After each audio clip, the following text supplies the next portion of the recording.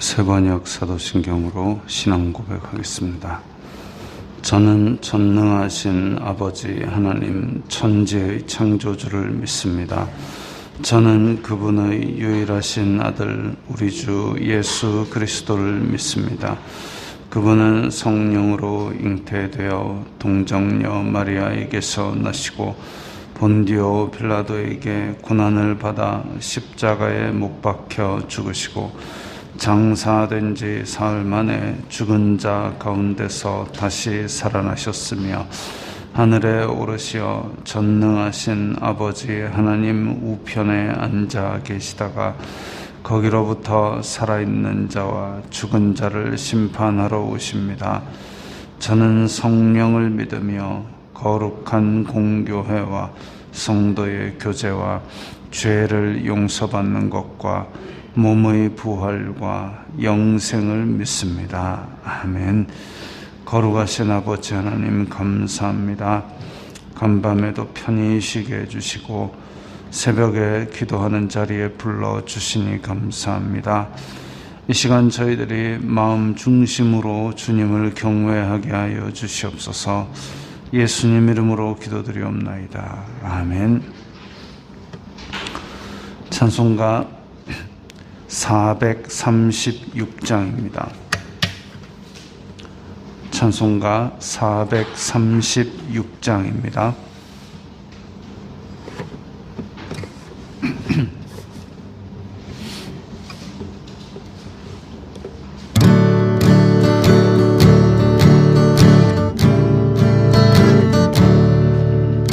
나의 주님의 새 생명 얻은 내 것은 지나고 새 살이로라.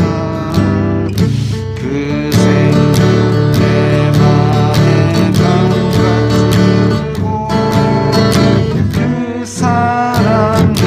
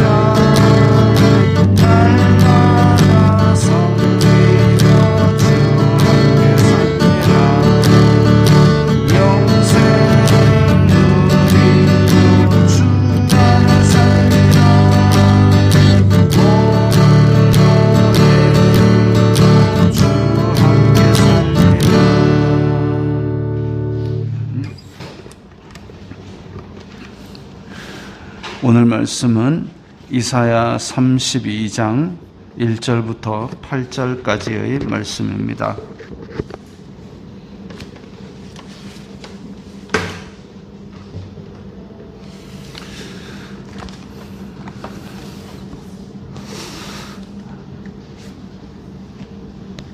찬송가가 원래 제가 집에서 준비할 때는 이거보다 더 낮게 준비를 했는데, 근데 교회 와서 불러보니까 너무 낮은 거예요.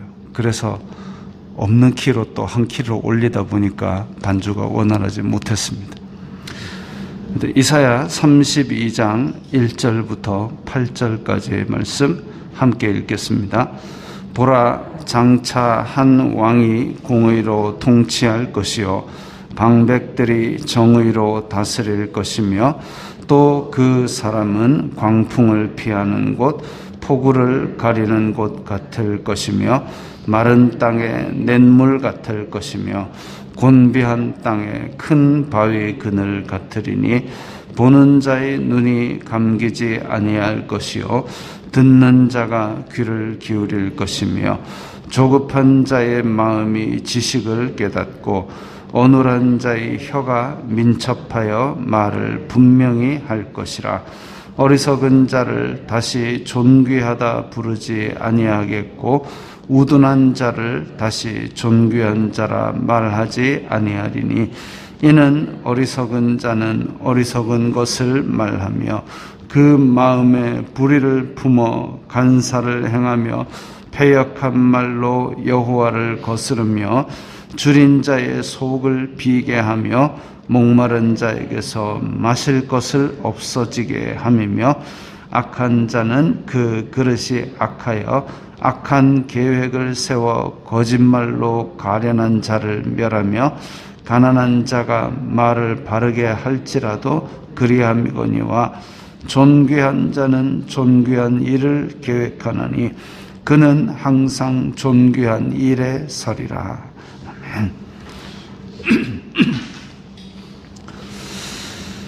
아멘. 이제 이사야 말씀에서 한 의로운 왕이 등장합니다. 장차 한 왕이 올 것이다. 우리는 이제 지금 현대를 살아가는 우리는 이 장차 한 왕이 바로 예수님인 것을 알고 있지요.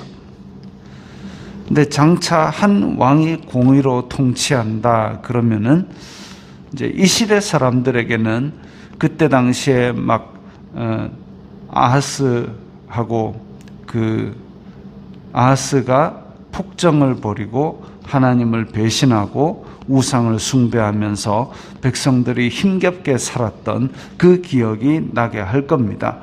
근데 장차 한 왕이 공의로 통치할 것이다 이러면 이것은 구약시대의 사람들에게는 1차적으로 듣고 읽을 수 있었던 그 1차적인 대상은 장차 한 왕이 공의로 통치한다 그러면 히스기야구나. 그래서 히스기야가 공의로 통치할 것이라는 그런 해석을 할 수도 있습니다. 그런데 2절부터 8절까지 쭉 이후의 내용을 읽어보면 이건 히스기야 때 완전히 이루어진 것이 아니라 오히려 완전한 공의를 달성하시고 완전한 통치를 하시는 예수님 시대에 이루어지는 이야기겠구나. 한편으로는 이 예수님 시대, 예수님이 오셨을 때의 그 복음서 당시라기보다는 오히려 성령께서 모든 성도들의 마음에 지혜를 주시는, 말씀을 깨닫게 해주시는 그 시대, 지금 우리가 사는 시대라고 생각을 하는 것이 더 가깝고, 이 모든 이루어지는 것을 볼 때에 그것은 오히려 이제 완전한 예수님께서 다시 오시는 완전한 하나님 나라, 그것으로 보는 것이 더 맞을 정도로 이상적인 모습을 보여주고 있습니다. 그래서 왕은 공의로 다스리고 또 통치자들은 정의로 다스린다. 우리가 바라는 것이죠. 지금 사람의 나라들은 전 세계를 통틀어서도 아무리 성군이 다스린다 할지라도 통치자들은 권력에 대한 욕심 때문에, 재물에 대한 욕심 때문에 자기네들끼리 싸우고 공의가 어그러지게 하고 정의를 왜곡시키고 있는 그런 나라가 대부분이 아니라 100%입니다. 권력 욕심이 없이, 재물 욕심이 없이 그냥 나라의 통치자가 돼서 백성이 어쨌든지 배부르게 잘 사는 것이 나의 소명이다라고 그렇게 했던 통치자들이 사실 찾아볼 수가 없습니다. 그런데 예수 그리스도는 그렇지 않습니다. 왜냐하면 예수 그리스도께서 직접 창조하신 세계이고 또한 그 창조된 백성들을 너무나도 사랑하시기 때문에 목숨까지 내어주셨기 때문에 직접 다스리는 그 시대가 오면 공의와 정의가 이제 물 흐르듯이 그렇게 흐르는 것이죠. 그 사람은 광풍을 피하는 곳, 폭우를 가리는 곳 같을 것이며 이제 백성들의 모든 어려움을 다 막아주고 그야말로 백성이 안전하고 편안하게 사는 그런 시대가 올 것이라는 겁니다. 자, 그 다음에 3절, 4절, 5절은 그 이전에 있었던 미숙했던 상태를 보여줍니다. 보는 자의 눈이 감기지 아니할 것이요 듣는 자가 귀를 기울일 것이며, 이게 보고 듣는 것이 보면 보여야 되고 들으면 이해가 돼야 되는데 그 이전의 사람들은 영적으로 무지하고 무감각하고 그랬기 때문에 하나님의 말씀이 선포되어도 하나님의 말씀이 실현되어도 그것을 보면서도 눈을 감았던 거죠. 보지 못했던 겁니다. 듣는 자가 귀를 기울일 것이며 하나님의 말씀을 그러니까 선지자나 예언자들이 선포를 해도 그걸 제대로 듣지도 않았던 것이죠. 그야말로 보아도 알지 못하고 들어도 깨닫지 못하던 그런 시대가 있었지만 이제 한 왕이 공의로 다스릴 때는 그런 것들도 다 지나갑니다. 고린도전서 13장에서 지금은 희미하게 보이나 그때는 얼굴과 얼굴을 맞대고 보는 것처럼 자세히 본다고 그랬습니다. 지금은 우리가 성경을 다 이해할 수 없지만 그때가 되면 우리는 이제 다 이해할 수 있을 것입니다. 조급한 자의 마음이 지식을 깨닫고 조급한 자의 마음이 지식을 깨닫는다. 이건 이제 잠언하고 이 말씀만 따로 떼면 잠언하고도 연결이 됩니다. 조급한 자의 마음이 지식을 깨닫는다. 즉 성질 급한 사람은 지식을 깨닫지 못한 사람이라는 거죠. 근데 지식을 깨닫지 못한 사람들, 그 다음에 어눌한 자의 혀가 민첩하여 말을 분명히 할 것이라. 이제 하나님의 말씀이 완전히 이해가 되는, 그래서 우리 마음에 덮여져 있는 무지의 그늘들이 걷어지는 그때가 되면 이제 하나님의 말씀에 대해서도 우리가 우리 입으로 분명하게 말하게 될 것입니다. 왜? 그 말씀을 하신 예수 그리스도의 영이 우리 가운데 거하고 그 영이 말씀을 생각나게 하고 깨닫게 하고 말씀하게 하실 것이기 때문입니다. 어리석은 자를 다시 존귀하다 부르지 아니하겠고 우둔한 자를 존귀한 자라 말하지 아니하리니.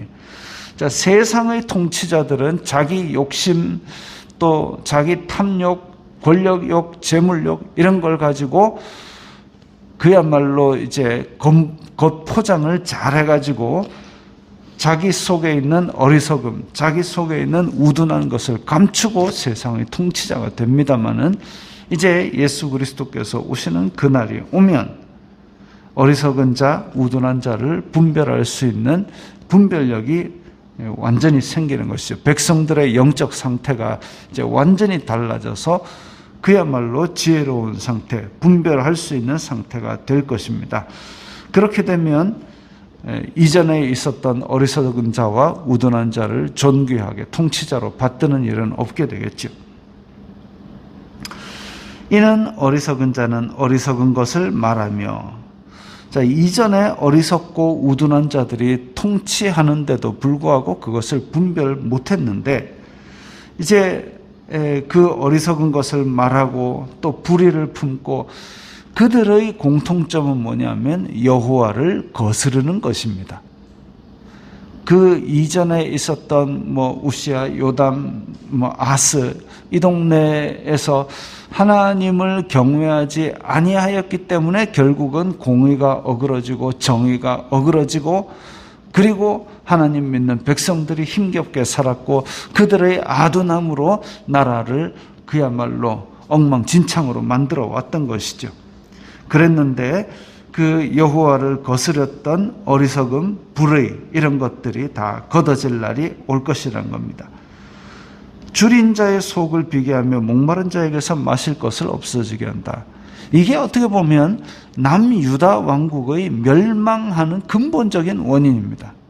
하나님께서 나는 과부의 재판장이며 고아의 아버지다라고 말씀하시고, 그리고 항상 객과 고아와 과부, 객은 이제 출애굽 당시에 그 많은 중다한 잡족들이 따라 나왔다 그랬습니다. 그 사람들은 이스라엘의 혈연의 관계가 없기 때문에 그야말로 이스라엘 백성들 가운데 혼자 지내는 사람입니다. 객, 나그네. 그런데 하나님께서는 객과 고아와 과부도 너희의 공동체로 받아들였으면 그들을 억울하게 하지 말고 그들이 배고프게 하지 말라고 하셨습니다. 그런데 신명기에서 벌써 예전에 말씀하셨음에도 불구하고 이스라엘이 이 팔레스타인 지방의 터를 잡고 나라를 만들고 왕국을 세우고, 그리고 왕조가 시간이 지날수록 점점 더 고아와 과부의 송사는 억울해지고 나그네는 갈 길을 잃게 만드는 일이 많았던 것입니다. 그러면 예루살렘에서 제사도 안 지내면서 그랬느냐? 아니요. 제단에서는 항상 소와 양이 태워 올라가는 기름이 타서 올라가고 있으면서도, 분향단의 향을 계속 피우면서도 객과 고아와 과부가 억울한 눈물을 뚝뚝 흘리고 있었습니다. 그래서 이사야, 예레미야, 에스겔이 계속 꾸짖었죠. 너희들이 제사와 더불어 악을 행하는도다. 공동체를 파괴하고 가난한 백성들을 억눌러서 그들에게 고혈을 짜내서 너희들은 호의호식하고 그렇게 사치를 즐기지 않느냐. 그렇게 꾸짖었는데 여기서도 줄인 자의 속을 비게 하며 목마른 자에게 마실 것을 없어지게 하며, 그런 공동체를 해치는 죄악들을 계속 했던 것들, 그게 바로 남유다 왕국의 멸망의 근본 원인 중에 하나였습니다. 다 그것이 여호와를 거스르는 죄악이죠. 하나님께서 고아와 과부와 객에 대한 말씀을 하시면서 나는 여호와니 이것들을 지키라, 이렇게 말씀하셨습니다. 너희들이 이집트 땅에서 고생하던 것, 노예로 지내던 것 생각하고 그들을 잘 보살펴라. 나는 여호와다. 그렇게까지 말씀하셨는데, 곧 그들을 잘 보살피지 않는 것은 하나님을 경외하지 않는 것이나 똑같은 죄악이라는 것이죠. 7절에 악한 자는 그 그릇이 악하여 악한 계획을 세우고 거짓말로 가련한 자를 멸하며, 또 나옵니다. 가련한 자를 멸했다 그랬습니다. 그래서 이런 것들이 하나님의 이 백성들 공동체 안에서 계속되는 한, 하나님께서는 그들의 제사를 받기보다는 그들의 죄악을 세고 계신 것이죠. 가난하고 목마르고 줄인 자들의 눈물을 세고 계셨던 것입니다. 그들이 드리는 소와 양의 제물을 보고 기뻐하시는 것이 아니라 그 공동체 가운데서 흘리는 눈물을 보고 그들의 죄를 세고 계셨습니다. 그러나 그런 일이 이제 지나가고 한 왕이 공의로 통치하고 통치자들은 정의로 다스릴 것이라는 그 세계를 보여주시는 것입니다. 존귀한 자는 존귀한 일을 계획하나니 그는 항상 존귀한 일에 서리라. 존귀란 말이 3번이나 거듭해서 나옵니다. 그 존귀한 왕이 바로 공의로 다스리는 왕이고 정의로 다스리는 통치자이지요. 의로운 지도자입니다. 그래서 그렇게 존귀한 일에 서는 그런 지도자의 나라는 결코 멸망하지 않을 겁니다. 그래서 이 오늘 말씀이 바로 메시아의 시대에 예수 그리스도께서 이루실 하나님의 나라로 보는 것이죠. 그리고 이 나라를 지금 우리는 믿고 있고 우리 마음속에 먼저 이루어졌습니다. 마음속에 먼저 이루어진 나라를 이제 우리 생활 주변으로 확장을 시켜야 되고, 그것이 언제까지? 예수 그리스도 다시 와서 완전한 것을 이룰 때까지 그렇게 해야 하겠습니다. 기도하겠습니다. 거룩하신 아버지 하나님, 감사합니다. 예수 그리스도께서 이루시는 완전한 하나님 나라를 바라보며 소망하며 우리도 그 나라의 확장에 오늘도 마음을 쓰는 그런 하루가 되게 하여 주시옵소서. 예수 그리스도 이름으로 기도드리옵나이다. 아멘.